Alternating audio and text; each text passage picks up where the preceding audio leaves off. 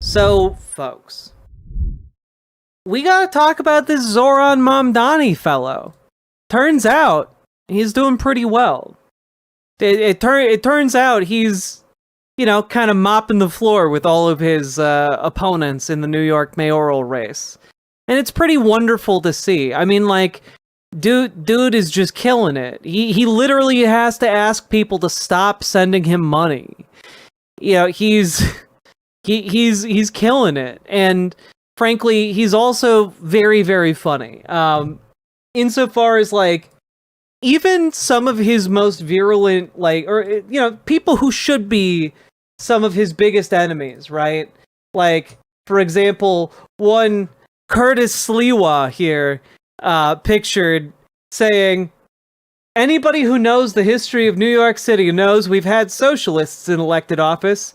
Somehow life went on. I don't fear socialists. I don't fear communists. I say, leave it to the people, which, like, weirdly is a more democracy-loving sentiment than, like, anything Chris Cuomo has thrown out there. Or is it, is it Chris Cuomo who's running for governor? Not governor, mayor? Jesus, it's late. It's Andrew Cuomo. I get them confused all the time in my head. All the time. I have to, like, consciously be like, it's Andrew Cuomo. It's not Chris, it's Andrew. I just gotta say, it's pretty funny that even Curtis Sliwa can't find it in him to hate Zohran Mamdani as a socialist. And I do want to throw this out there. This is maybe one of the funniest and classiest ways to deal with a heckler.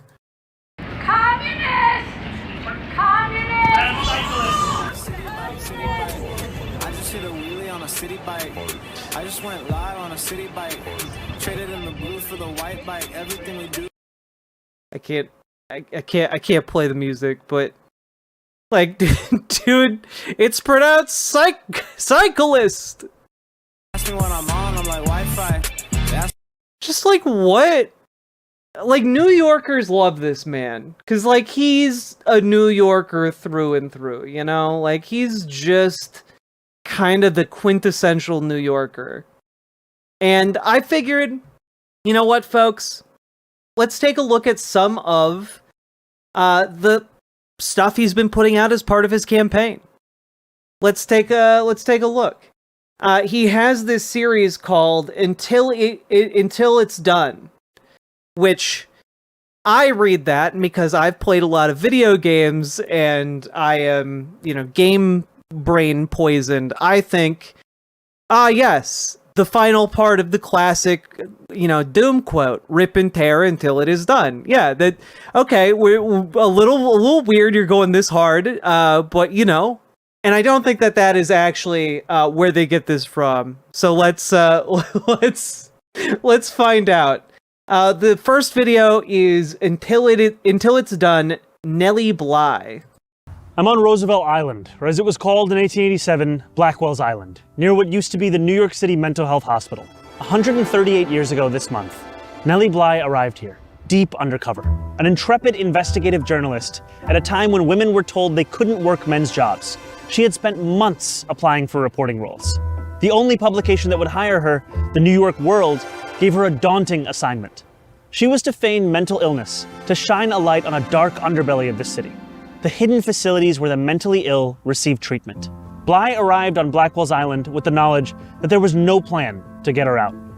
For 10 days, she ate spoiled food, watched as nurses beat and choked patients, and braved bone-chilling cold. When she was finally released, she wrote a searing expose that achieved what was previously judged impossible: a systemic overhaul of how the most vulnerable in our society were treated. New York set aside $1 million for reforms, the equivalent of $35 million today. And when she returned to this island a month later, she found a hospital that had changed its ways. Nellie Bly's time has long passed, but the challenges she dared to investigate endure.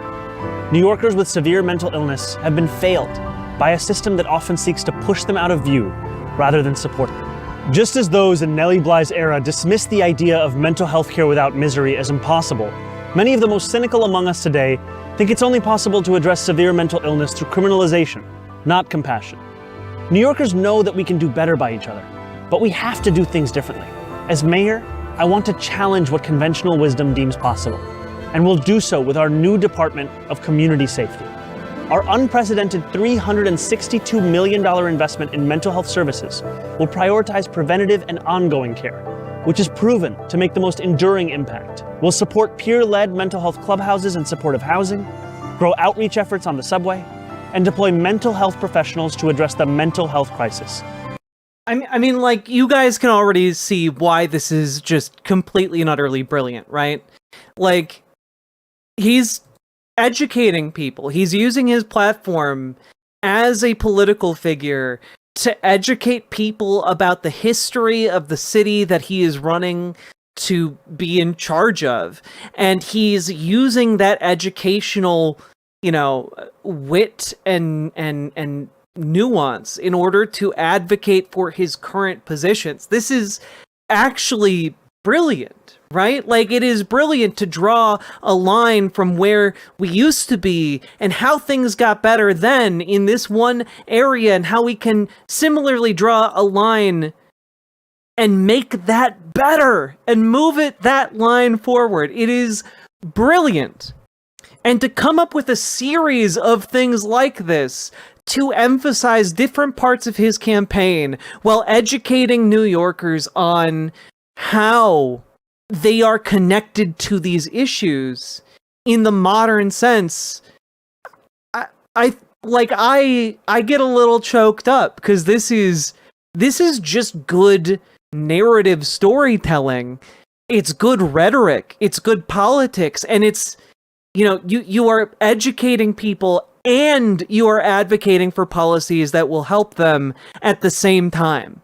And not only that, they're able to present it in a pretty simple and approachable way. Like, the aesthetic of him setting up a desk in different parts of the city, talking to the camera about this, and then, connecting it to his campaign. That's great. That's a wonderful idea. And honestly, a tactic that perhaps more people should draw upon when it comes to, talking about their city or town or county. I think this is just a wonderful strategy to employ, especially when he has the eyeballs already. Training those eyeballs on important issues in the city is just good politics. Not ask police officers to take on yet another job. This is how we deliver lasting improvements, and it's how we look out for one another. Nellie Bly wrote, "It is only after one is in trouble that one realizes how little sympathy and kindness there are in the world. There are too many of our fellow New Yorkers in trouble, their days filled with fear. Together, we can reform our mental health care system and build a city where every New Yorker can live a life of dignity." Like, this is what a campaign run on hope looks like. A campaign that is run on, solid political policy and on the idea that we can make things better, which seems like such a basic premise that has been utterly and completely abandoned in our modern political climate. Like, the idea that you can actually make things better, not just stop the bleed, but actively make things better. And this is what we should not just get in a candidate like Zohran Mamdani. This is what you should get in every candidate on every level of your local leadership as well. It doesn't have to be that Zohran Mamdani is an outlier.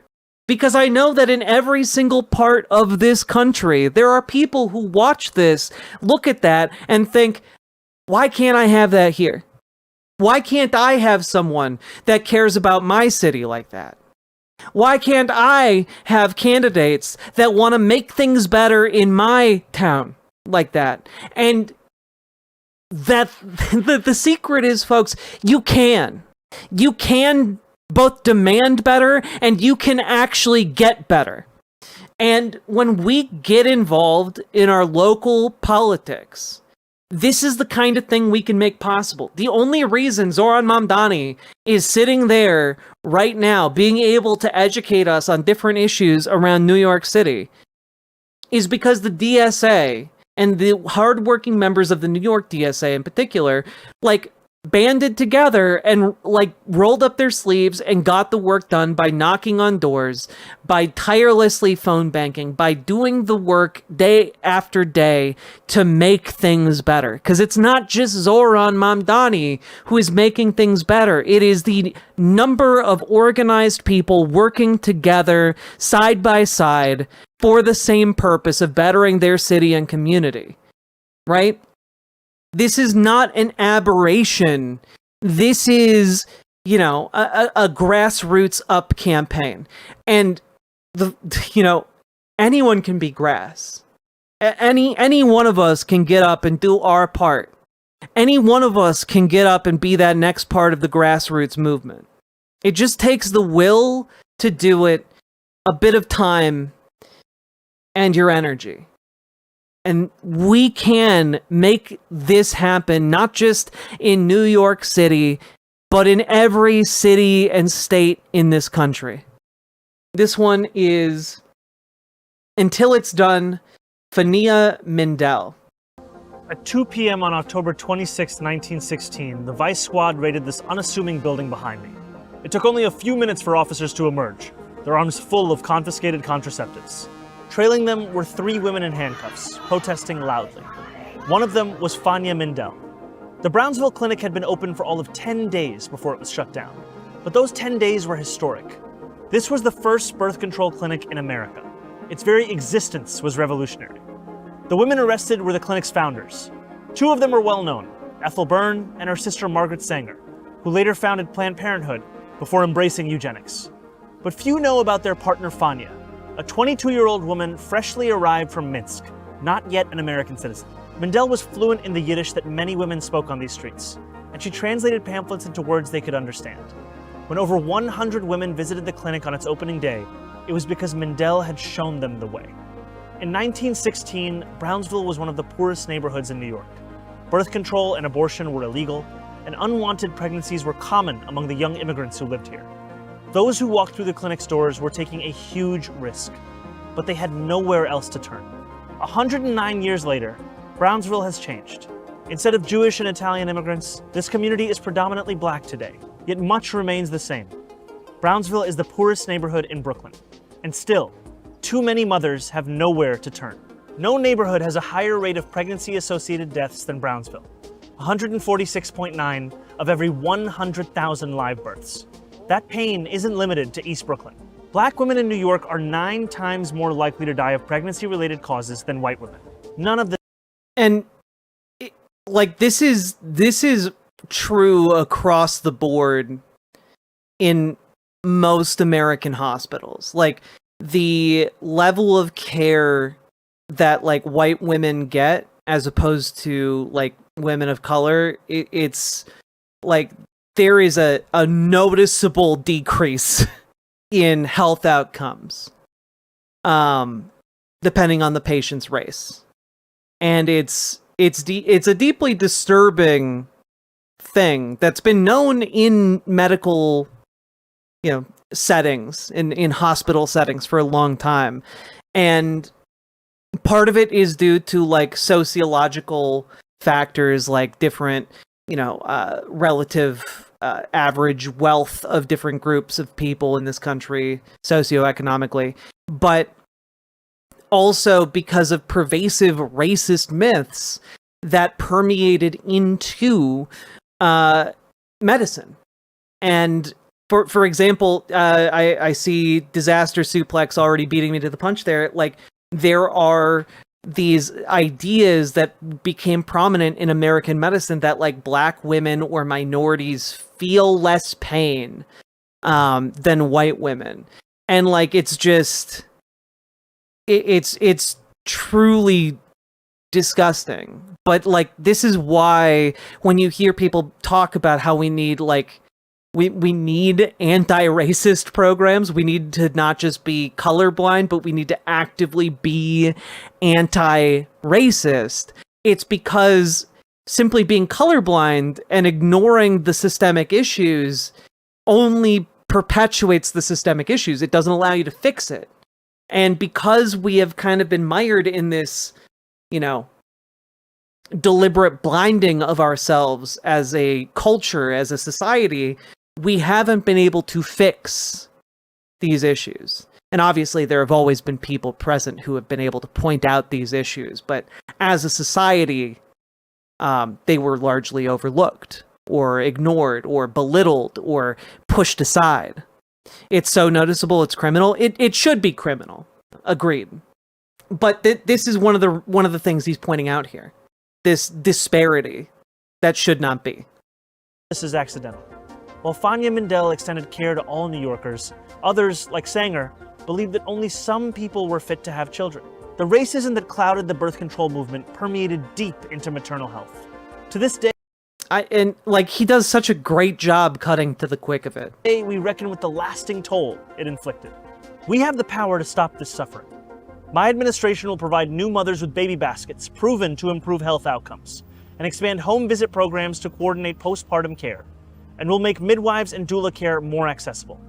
Also, for those of you who don't know what the baby basket program is, basically, if you have a baby, the state sends you a basket full of supplies that can basically give you all of the things you need in one package to get started with your baby, which is a huge thing if you don't have the money for those supplies outright, right?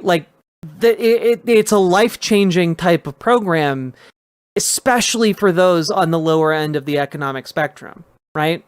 It's necessary.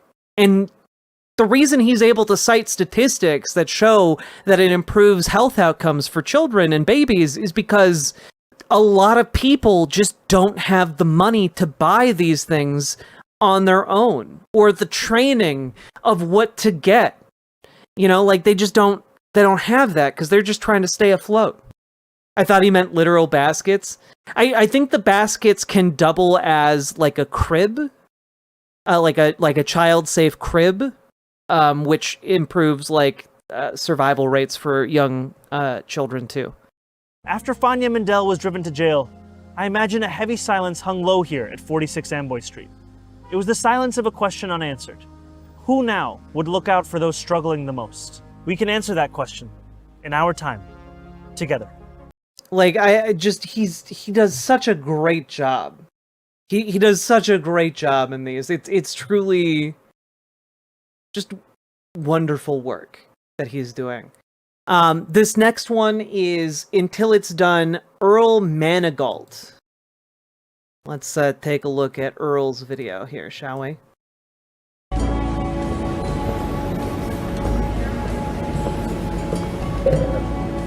Also, can I just take a moment to really appreciate the fact that, they find these locations and they're not, perfectly sculpted, they aren't trying to, pretty up the set or the scene here.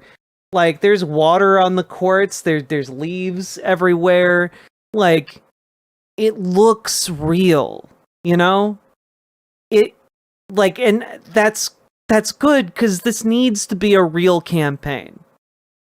It needs to be for a real place in a real city, not some imagined place. When Earl Manigault stepped onto this court at 99th and Amsterdam, the world stopped to watch. In a city where everything is contested, even the contrarians agree. No one dominated street ball like Earl did. He dunked backwards 36 times in a row for a bet. He could take a cord off the top of the backboard. He had the double dunk where he'd dunk it and then he'd catch it and dunk it again. Manigault's nickname was the GOAT, but talent never made him arrogant. He was idolized as much for his kindness as his ability to dunk. That's part of why his memory lives on today. Unlike many with a gift, he never believed his hype. While the GOAT might have been on a level of his own in the 50s and 60s, his greatness faded fast after he developed a debilitating heroin addiction. He recovered, then relapsed, served time in prison, and ultimately left New York. The Cuomo baby baskets are baskets, full of babies, to remind you of what sexual assault of staffers can lead to. Oh no. Yeah, everyone who thinks about having a baby gets a baby basket. The evil baby basket from Andrew Cuomo. Sake Tanuki, thank you for the 5 tier 1 subs. A man who Kareem Abdul-Jabbar called the best basketball player of his size in the history of New York City, never made it pro. Towards the end of his life, the GOAT came home to Harlem. Before he died in 1998, he spent his final years counseling kids, teaching them how to play and avoid his path. To many New Yorkers, he's still a giant today. He helped take me under his wing, and he helped us move on to the next step. I don't dunk anymore, but I still have a couple of moves left, you know. There are countless New York stories like Manigault's. Brilliant minds, incredible athletic talents, lost to drugs or crime or alienation. It doesn't have to be this way. City government can foster supportive environments for our kids, and we can build spaces that give them opportunities to grow. As mayor, I'll increase access to sports, mentorship, after-school, and summer programs. We'll expand SYEP, or Summer Youth Employment Program, which builds confidence for young people and lowers chances of felony arrests by over 20%. And we'll tackle youth violence with safe passage and greater school-based violence prevention programs, mental health services, and school counselors. Here, at a park that many still call Goat Park, I can't help but think of something Manigault said. For every Michael Jordan, there's an Earl Manigault. We all can't make it. Someone has to fail. I was the one. With all love to the GOAT, I don't agree. This is the wealthiest city in the wealthiest nation in the history of the world.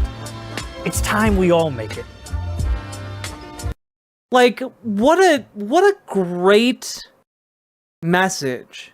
Like, no, it doesn't have to be that some of us go on to greatness and others of us fall behind because of material circumstance.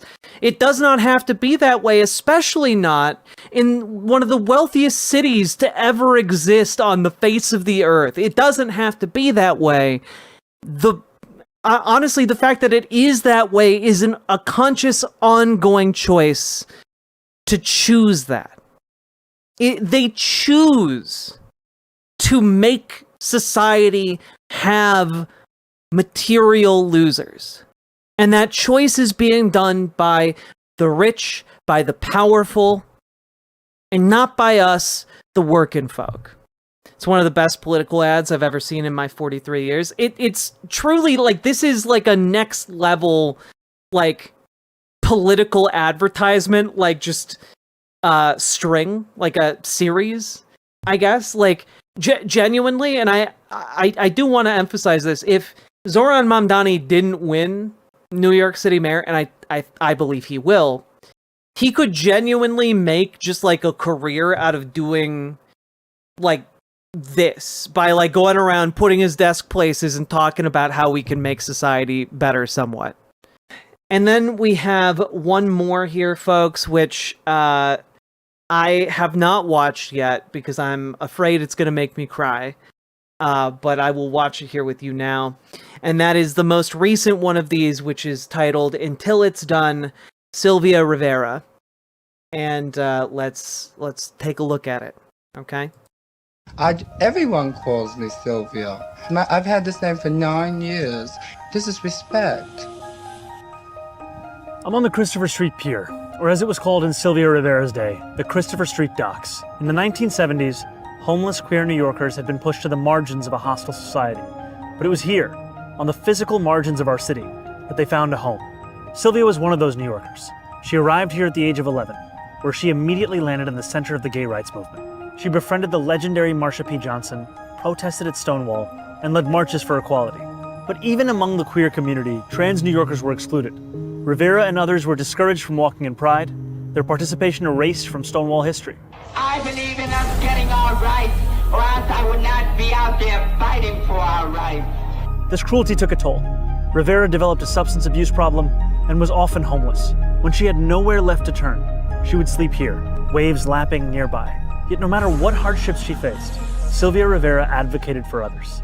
She and Johnson founded STAR to house and feed trans kids. The Christopher Street Pier is like our city, a place of immense contradictions. It's where outsiders found belonging, and it's also where Marsha P. Johnson's body was found. The victim of a suspected murder no one was ever prosecuted for. But even amidst this, we can chart a clear path forward that makes our city inclusive. Since taking office, Donald Trump has waged a scorched earth campaign against trans people. The man with the most power has expended enormous energy targeting those with the least. New York will not sit idly by while trans people are attacked. We'll deploy hundreds of lawyers to combat Trump's hate. make New York City an LGBTQIA plus sanctuary city, and create the office of LGBTQIA I'm ready plus... for the very important endorsement meeting that Chuck Schumer and Hakeem Jeffries have scheduled with Zohran for discussion of who to endorse on November 6th.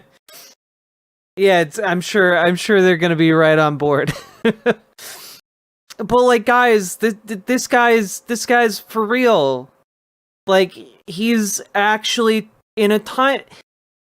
I'm finding it difficult to articulate myself. In a time when, like, every other Democratic lawmaker is throwing trans people, people like me, under the bus. Like, even if they are Democrats. You got Gavin Newsom over there, like, vetoing a bill that would have allowed trans people in California to stockpile medicine in case there are shortages, or in case, the Trump administration tries to make it illegal, or something like that. Like, Gavin Newsom, why? Like, or Ezra Klein is going around the country with his abundance agenda, and he's talking about how, well, maybe you just throw trans people under the bus a little, because it doesn't affect him. In a time where, like, even politicians who have said something positive about trans people, they just say it. They just say, we love and affirm and support trans people, but they don't do anything. And it's important in this time of unprecedented attack that politicians do something. I don't know, like, the fact that he is talking about making actual systemic changes to help protect trans people in the city of New York.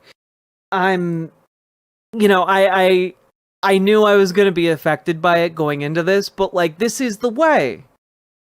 This is the way forward. It is not, some of us go forward and we leave a few of you behind, the weak or the more sacrificial groups, we can just throw you under the bus. No, it is all of us go together forward. And this is one of the main lessons that Zohran Mamdani's campaign has been so good at teaching. If people just have the ears and the eyes to actually receive the messaging here, because, I talked a little bit about Janet Mills entering the race earlier tonight in Maine against Graham Plattner. And Janet Mills' lesson from, and you can see the lesson, like, people like Chuck Schumer and Hakeem Jeffries have taken from Zohran Mamdani, is that you need to, like, adopt his graphic design, his team's graphic design acumen. You just need to, like, film videos of you walking, and that will show that everyone you're like Zohran Mamdani. And it's like, no, actually, you need to demonstrate policy that has you marching lockstep with working people and shows that you stand strong and firm and you are unwilling to bend the knee and buckle in the face of bigotry. Like, that's not... That's the lesson. The lesson is to be strong when it would be easier to be weak. The lesson here is to hold firm to your convictions, even when conventional wisdom says maybe you shouldn't. Maybe you should, for the sake of expediency, throw these people under the bus. People are attacked. We'll deploy hundreds of lawyers to combat Trump's hate, make New York City an LGBTQIA plus sanctuary city, and create the Office of LGBTQIA plus Affairs to allocate millions for youth and adult housing programs, as well as gender-affirming care. We can't bring Sylvia back, but we can honor her memory by building a city where trans New Yorkers are cherished. In a time of darkness, New York must be the light.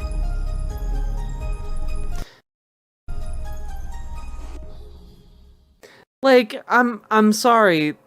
The lesson here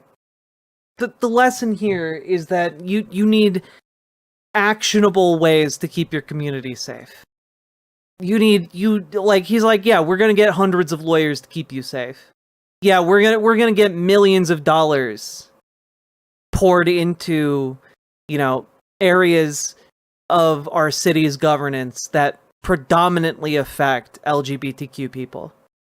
We are going to act to keep every person who lives in this city safe. And that's the kind of commitment, frankly, that every single politician needs to find within themselves.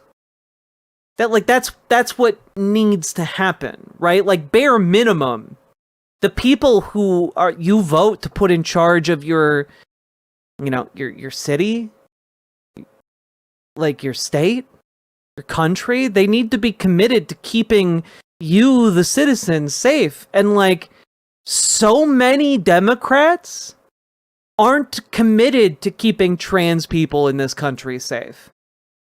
I don't talk about it super often here on the channel, but like, it is really, really fucking dispiriting to see Democrats who are like gunning to be the next president of the United States. And like, let's be real about what these people are auditioning for. Talking about you as if you're disposable, as if you're a political pawn that they can trade in, like some kind of token or currency to be traded in to get them clout from conservative circles. And it's just like, it's exhausting. It's exhausting, and I'm angry about it all the time. Like, I just want my basic humanity respected. I want to be able to live in a country where I'm not constantly worried that the medication that I rely on to live isn't going to be made illegal because of bullshit. Like, I am worried about like the kids that are going to die if they are denied access to like even just the ability to socially affirm themselves in schools. I am worried about the ways that this could lead to all kinds of people like me being, left to die in a sea of all of that either violent apathy from, centrist Democrats like Gavin Newsom, or outright hostility from conservatives who make no secret about wanting all of us to be gone. Hardly a stream goes by that I don't get someone in some chat here advocating for some flavor of that, some conservative coming in to inject that into my day. We have here someone who is like, yeah, we want to build a city that will not just keep you safe, but cherish you. Because Zohran Mamdani is not just running for a city where trans people are safe, because safety is the bare fucking minimum. Like, I don't know who needs to know this, but safety is like the bare minimum. And he goes beyond that and he says, this city will cherish you. Because to cherish someone recognizes that it recognizes their humanity, recognizes their accomplishments, recognizes that there are elements and things to love about that person and that group of people. And that's the kind of place we should seek to build, not just as a home, not just as a neighborhood, not just as a city, not just as a state, not just as a country, but as members of the world. We should seek to build a society like that cherishes people. And I just think that that's, a message we don't get too often. A message that we should, build something better than what we got. And aspire to be better than what we are. We're building a city where we don't want you to survive. We don't just want you to survive, we want you to thrive. That's his message. What a powerful message it is. It really, really is. I really, really liked his acceptance speech. We got the Jazz Dog version of it here, and I'm gonna play it for you guys, because I think it's a good Jazz Dog remix, and also I think it gets to the heart of what makes Mamdani's campaign so damn good.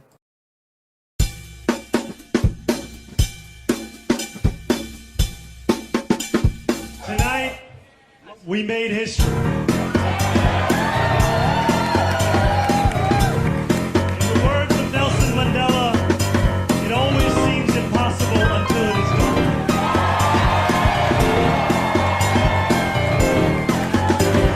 My friends, we have done it.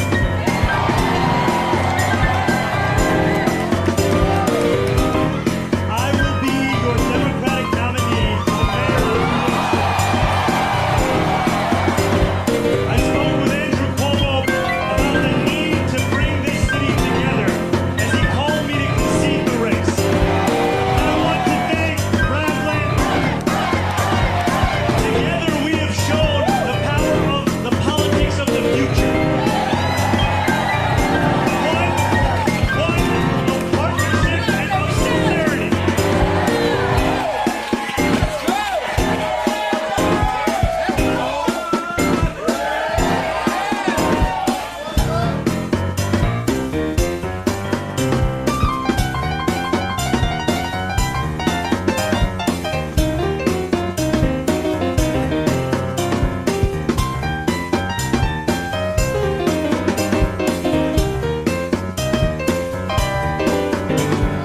Today, 8 months after launching this campaign, with the vision of a city that every New Yorker could afford, we have won.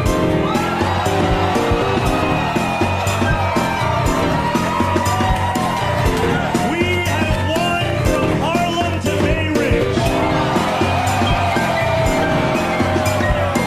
We have won from Jackson Heights to Port Richmond. We have won from Maspeth to Chinatown.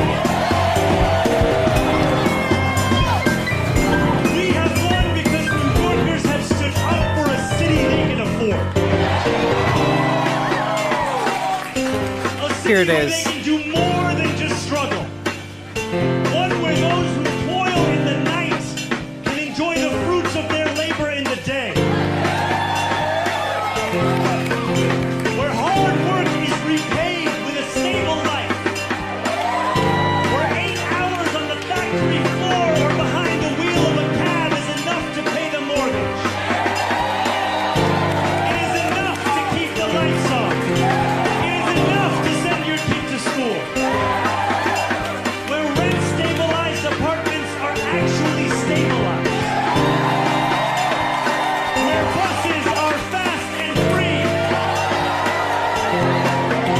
And it's where the mayor will use their power to reject Donald Trump's fascism. To stop mass ICE agents from deporting our neighbors. And to govern our city as a model for the Democratic Party. Let's go! A party where we fight for working people with no apology. A life of dignity should not be reserved for a fortunate few. It should be one that city government guarantees for each and every New Yorker. If this campaign has demonstrated anything to the world, it is that our dreams can become reality.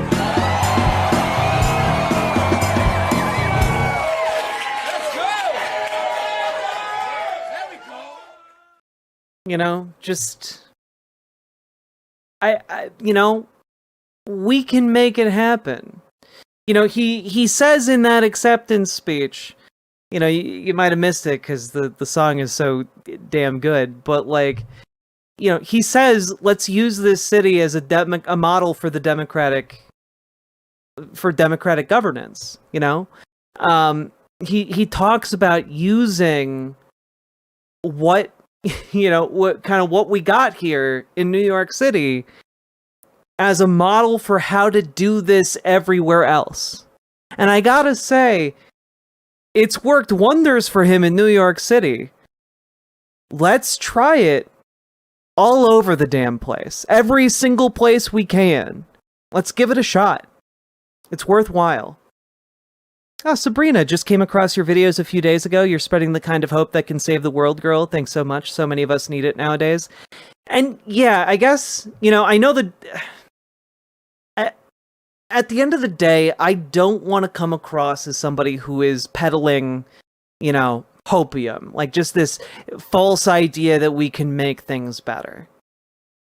So I try not to, give you guys pie in the sky, like, oh, it's definitely going to work out. But I try and give you guys, like, these are the ways we can take action in our day-to-day lives to try and improve things and to try to move things forward, to try to make things better, and try to, in each of our ways, in each of our capacities, grow the ability to wield power.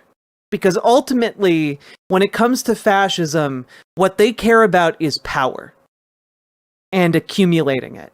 And ultimately, when it comes down to what the Democrats are doing, the centrist ones, the corporate ones, are trying to do, they're trying to consolidate enough power so they can crush the left. They can crush people like Zohran Mamdani. They can crush people like you and me. And ultimately, the way that we fight that is by building up our own power. And our power is not going to come in the form of billionaire donations. Our power is not going to come in the form of, like some kind of mythical squadron of legendary warriors coming in and saving our butts at the last minute.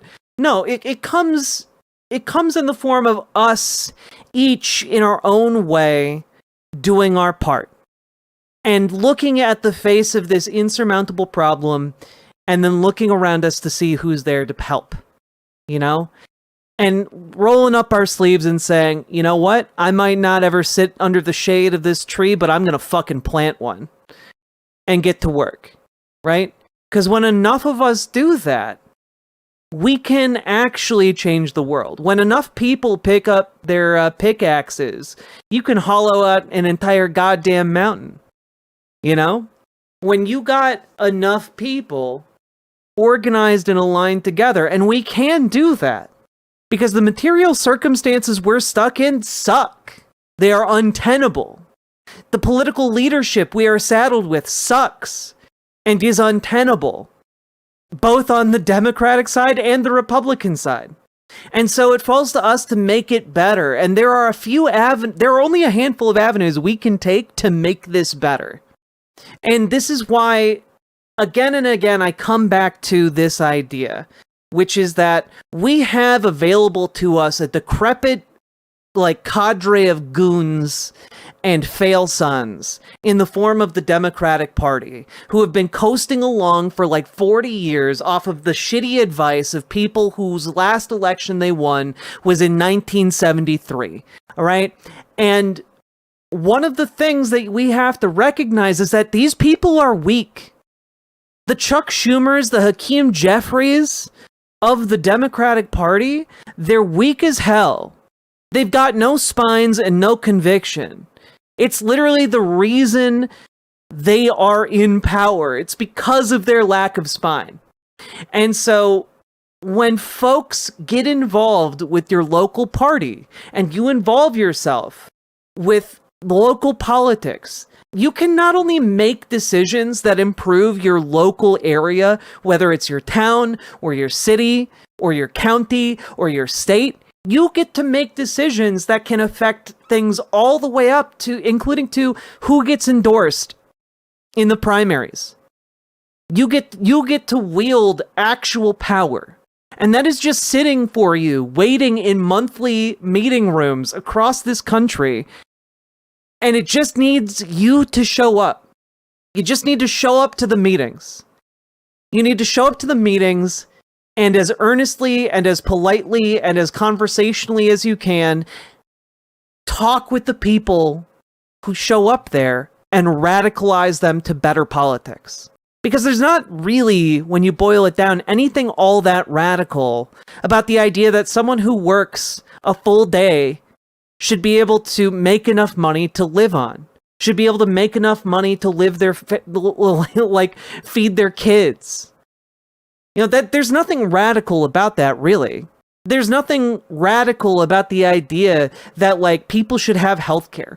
There's nothing radical about the idea that people should be able to exercise their First Amendment rights and protest. There's nothing radical about the idea that, hey, maybe we should dismantle the office of masked goons that are running around this country and like abducting people. There's nothing radical about any of these positions, but we need people to go into these democratic rooms and advocate for those pretty not controversial positions. We need people to advocate on the local level, and we need people to like just figure out a way to improve your local area. Is it, maybe one way you improve your local area, maybe you de-gender the bathrooms. Maybe you like build a tiny housing complex so that like homeless people can live in like a tiny house. And get back up on their feet. Maybe, depending on what your situation is, what your city is, there are so many things you can do because these are not radical solutions. We are not talking about like storming Jeff Bezos's compound and confiscating his wealth for the proletariat. We're not talking about radical solutions. We're talking about taxing wealthy people slightly more so that we can house the homeless. Taxing wealthy people slightly more so that kids can go to college. Taxing wealthy people slightly more so that people in their communities can eat instead of begging on the street. These are not radical policies. And it just seems to me that honestly, like, the solution here is just solidarity. It's holding true to what we know is going to help our communities. And what's going to help our communities is not some, gift to billionaires.